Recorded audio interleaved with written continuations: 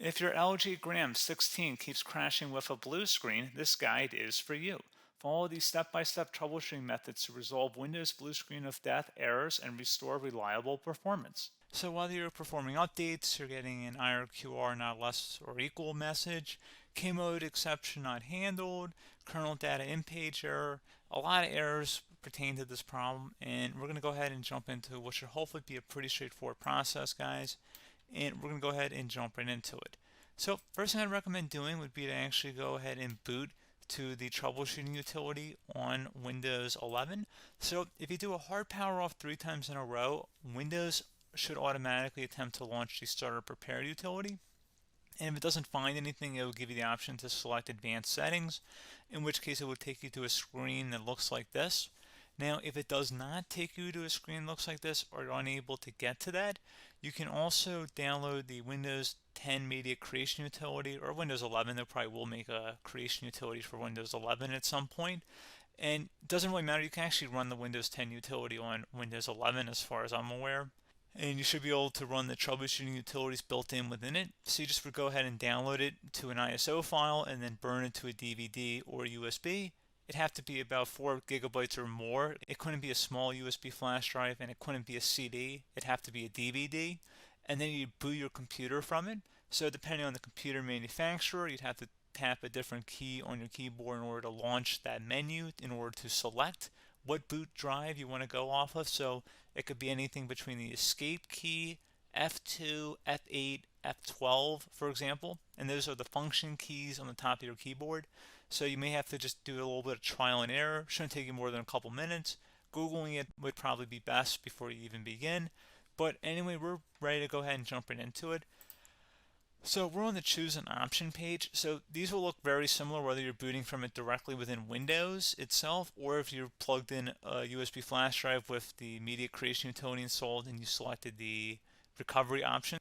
So when you are setting up your Windows 11 installation or Windows 10, depending on the drive you're using, there should be an option to repair your computer in the bottom left corner of the dialog window, one of the first screens that comes up.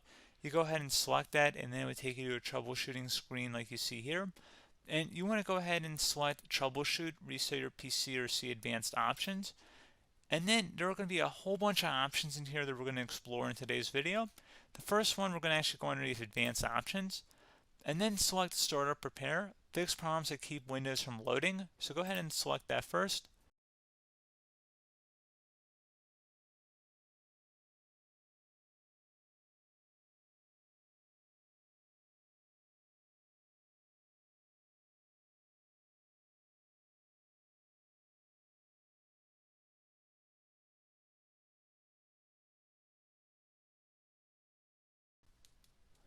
Okay, so you can see it could now repair our PC. That was our first option we could try. Something else, if we go back into advanced options here, and then select troubleshoot, we're going to go underneath advanced options again. You can go ahead and actually access safe mode by selecting startup settings. And then if you select the restart button, you have the option on the screen select safe mode with networking, which will give you a key on the screen. It'll tell you which key to press to enter that. I believe it's the F7 key. It'll do that for you. I'm not going to go over that in today's tutorial because I don't really want to go into safe mode, but you're more than welcome to attempt that by going into here and then selecting restart. Again, it'll launch another screen. It'll say what key do you want to press, and it'll give you like 7 or 8 different options, and you want to select safe mode with networking. There's also an option for a command prompt too, but that's going to be something we're going to cover later in this video, and we don't even have to go through that in order to access it. So that's why I'm not going to really push for that, because unless you know exactly what's causing the problem, you probably don't need to go into safe mode. Unless you're trying to recover files, in which case then you definitely can go into safe mode, but we're trying to actually recover our computer here. So I hope that makes sense. Something else we can also try here as well would be to uninstall updates, remove recently installed quality or feature updates from Windows. So if you go ahead and select that, you can uninstall the latest quality updates, which generally is the more day-to-day updates. Feature updates are the less regularly released ones, like the big ones. I would equate it to service packs in like Windows 7 and Windows Vista and Windows XP. So larger updates that occur once or twice a year at most. And the quality updates are more just a regular update. So probably obviously depend. It'll take longer if you're going to try and uninstall the latest feature update versus quality update, and maybe you don't need to go back that far. So just giving you guys a couple pointers with that. Something else you can also look at here, and we're going to jump into the command prompt in a little bit, but you can select System Restore, which will use a restore point recorded on your PC to restore Windows. And this is something I would highly recommend here, guys. So select Next. Assuming you have a restore point saved on your computer, you go ahead and select the most recently created one, and you'll select Next, and then you'll select the drive. You shouldn't actually have to select the drive. You can scan for affected programs, but we're going to keep it all default here, and then we're going to select Finish. So once started, System Restore cannot be interrupted. Do you want to continue? I think we're going to select yes. I don't think we have anything better to do on our computer right now, so just give it a moment here to initialize. It will take a couple minutes to run, obviously depending on how large your hard drive is and how much is saved on the System Restore point. So just give it a couple minutes here.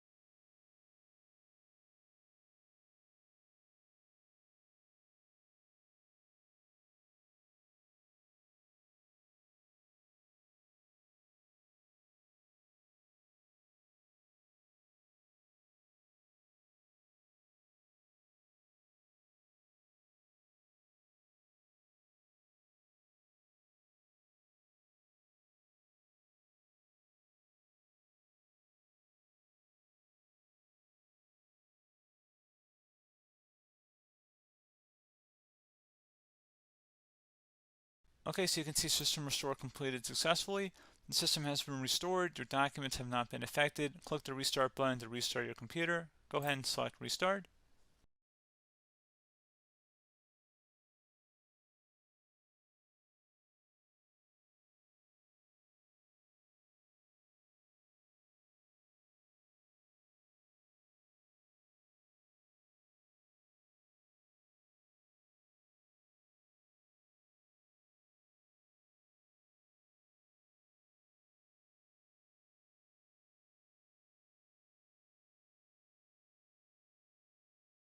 Okay, so you can see the system has been restored successfully.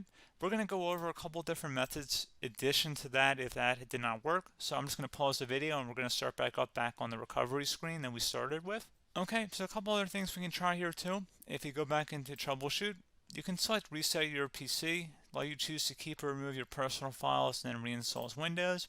You can select to keep my files, which will remove apps and settings but keeps your personal files. You can also select remove everything, which will remove all of your personal files, apps, and settings. So this is more of a factory reset, the second option here. First option, it should not delete all of your personal files. However, it will pretty much clear most of your programs. And keep in mind, there's no guarantee that your information, number one, is even still available and easily recoverable on your computer to the point that you actually would be able to recover anything. And the second point is that there's always a chance that it won't actually recover and it will just do a factory reset anyway. So there's no guarantee that actually would keep your files anyway. So I would recommend trying to get a recovery tool and backing that up first before selecting it anyway. But again, those are a couple different options. And then something else you can try here, if you go back to the choose an option. Another option, if you go underneath choose an option and select troubleshoot, advanced options, and now select where it says command prompt. Okay, so the first thing we should do is type our main hard drive here. In most cases, it should be the C drive. So you just do a C colon and then hit enter on your keyboard. So once you're underneath the C drive, we're going to type in dir and then hit enter on your keyboard. It should have program files, users, and Windows all in there. That's how you know you're in the right directory.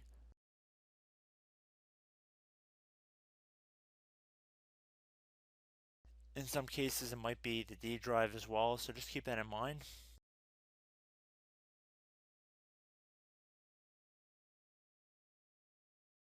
Next thing we're going to do is type in cd space / Windows / system 32 / config, and then you're going to hit enter on your keyboard.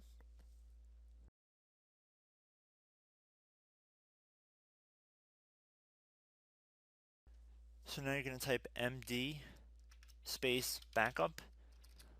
If you've seen other tutorials, it might also say to put down md backup. That's because the backup name is pretty common when you want to back something up. So you can name this whatever you want, doesn't have to be backup. So if you've already made a backup folder in the past, you could do backup 1, for example. So once you're done setting the name you want the backup to be called, hit enter on your keyboard again.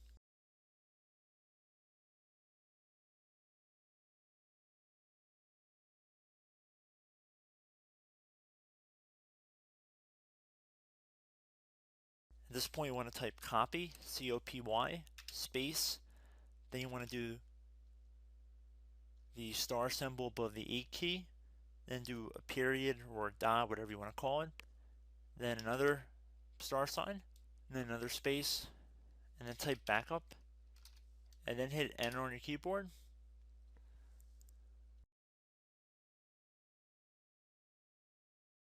Now you want to type cd reg back, REG BACK, and then hit enter on your keyboard.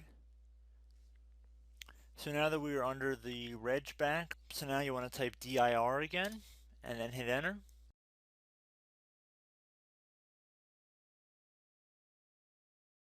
So now at this point we're going to type copy again. So copy, space, star sign, dot, another star sign, space, and then 2 dots. So we're going to type copy, space, star sign, dot, sign, star sign, dot, dot, and then hit enter on your keyboard again.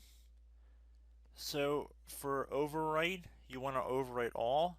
So type A on your keyboard, so capital A, and then hit enter on your keyboard.